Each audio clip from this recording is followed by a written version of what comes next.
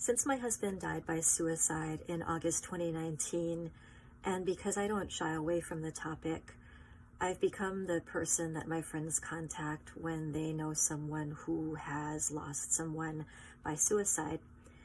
And there's not very much that can comfort a person who's lost someone this way. These are just some of the things that I've learned on my journey, and you can take what you like and leave the rest. The first thing is, it wasn't your fault, and it wasn't about you. It doesn't matter if you knew nothing and you were entirely taken by surprise and you're beating yourself up for not knowing, or you may have known a lot of your person's background and you may have helped keep them alive every single day up until now. Whether you knew it or not, your person was very sick, and it wasn't a type of sickness that you caused. It wasn't a type of sickness that you could control or that you were going to cure. A person who's suffering inside their head that much often doesn't show anything outwardly. They've learned not to show it.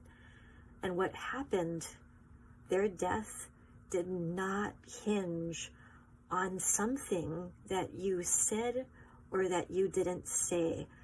While their death absolutely affects you, it was not about you. The second thing is that your grief won't look like anyone else's. Everyone processes differently. And if you're a widow especially, there are going to be people that expect your grief to look a certain way, most likely like theirs. And just know that there's no one right way to grieve. It's not linear. It's not a linear process. It's not predictable. And you need to trust what your body tells you. If you are not hungry, don't force yourself to eat. If you are tired, go to sleep.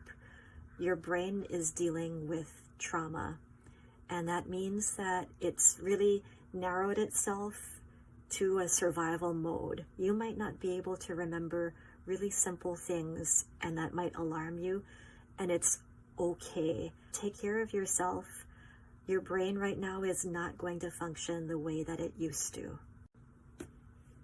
If you're right in the thick of suicide loss, try and surround yourself with the energy that you need.